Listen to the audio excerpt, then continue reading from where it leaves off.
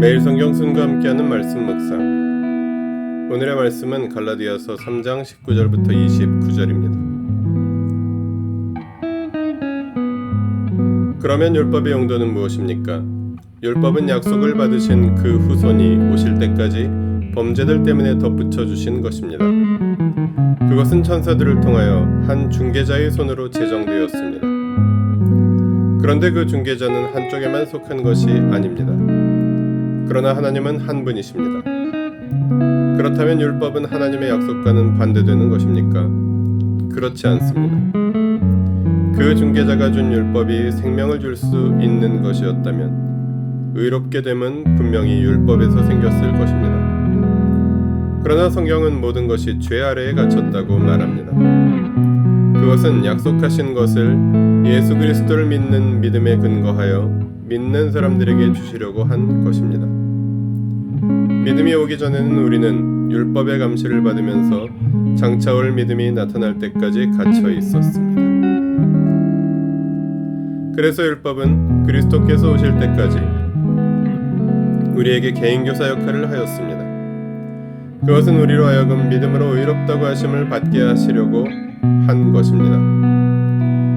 그런데 그 믿음이 이미 왔으므로 우리가 이제는 개인교사 아래에 있지 않습니다. 여러분은 모두 그 믿음으로 말미암아 그리스도 예수 안에서 하나님의 자녀들입니다. 여러분은 모두 세례를 받아 그리스도와 하나가 되고 그리스도를 옷으로 입은 사람들이기 때문입니다. 유대 사람도 그리스 사람도 없으며 종도 자유인도 없으며 남자와 여자가 없습니다. 여러분 모두가 그리스도 예수 안에서 하나이기 때문입니다. 여러분이 그리스도께 속한 사람이면 여러분은 아브라함의 후손이요 약속을 따라 정해진 상속자들입니다.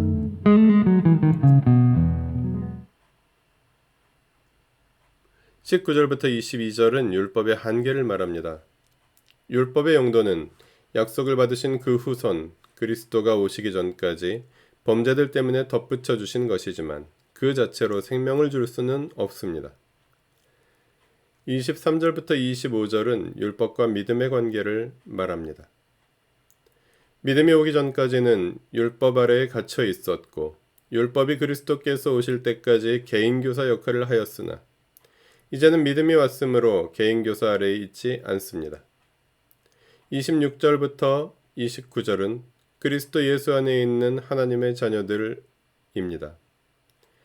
교회는 그 믿음으로 말미암아 그리스도 예수 안에서 하나님의 자녀들이며 세례를 통해 그리스도와 하나가 되고 그리스도를 옷 입은 사람들입니다.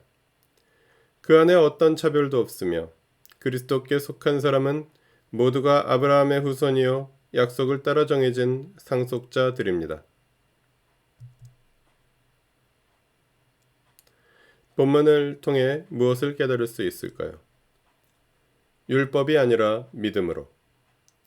율법은 그리스도께서 오시기 전까지 사람들을 보호하시기 위해 제정하신 것이었습니다. 이것은 하나님의 선물이었습니다. 이 선물을 받아 순종하는 사람들은 축복의 삶을 살 수 있었고 순종하지 않을 때 저주를 피할 길이 없었습니다.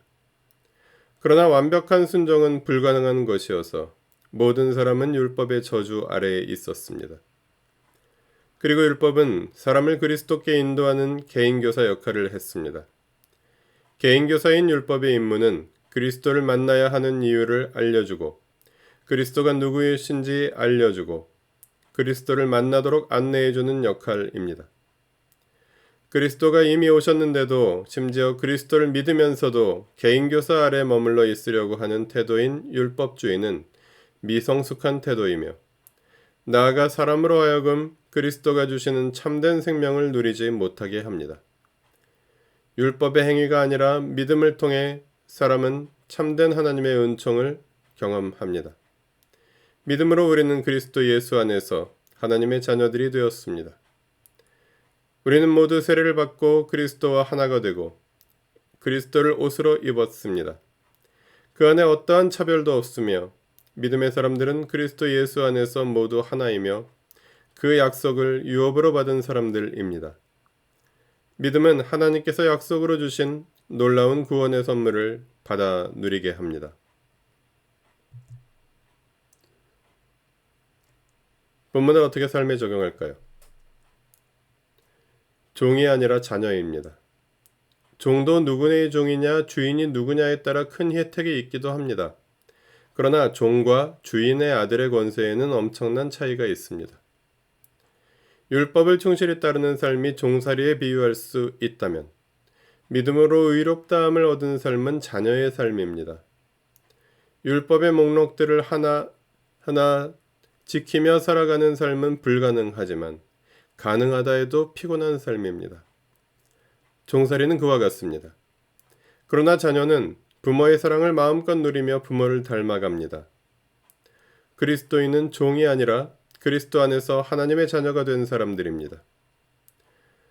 하나님의 자녀이기에 함께 자녀된 이들 형제 자매들과 함께 하늘 가족으로서 이 땅에서 하늘의 삶을 하늘 백성의 삶을 살아갑니다. 형제가 서로 사랑하며 함께 아버지를 닮아가며 선한 열매를 풍성히 맺도록 돕고 격려하며 하나님 나라 백성의 길을 갑니다. 공동체는 그래서 놀라운 선물입니다. 함께 하나님의 자녀가 된 이들이 나의 형제요 자매요 친구입니다. 이 공동체와 공동체 안에서의 관계들을 건강하게 유지하는 것은 쉽지만은 않으며 각 사람의 인격과 능력으로만 감당하기에는 불가능한 일입니다. 그러나 주님은 믿는 자들에게 성령을 보내심으로 각 사람의 안에 계시며 믿는 자들의 공동체 안에 살아계시는 성령께서 나의 한계를 뛰어넘어 사랑하게 하십니다. 오늘도 그 한계를 뛰어넘어 사랑하는 나의 순종의 열매가 주님의 약속대로 성령의 인도하심을 통해 나에게 경험되고 열매가 달리기를 기도합니다.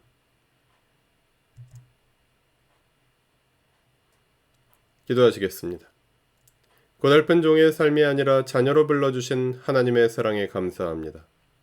자격 없는 저에게 베푸신 은혜에 감사합니다. 그리스도의 십자가를 헛되이 하지 않으며 오늘도 자녀의 삶을, 사랑의 삶을, 아버지를 따르며 닮아가는 삶을 주님과 함께 걸어가게 하여 주십시오. 우리 주 예수 그리스도의 이름으로 기도합니다. 아멘. 매일 성경 순과 함께하는 말씀 묵상, 오늘의 묵상을 마칩니다. 주님의 말씀이 함께하는 하루 보내십시오. 고맙습니다.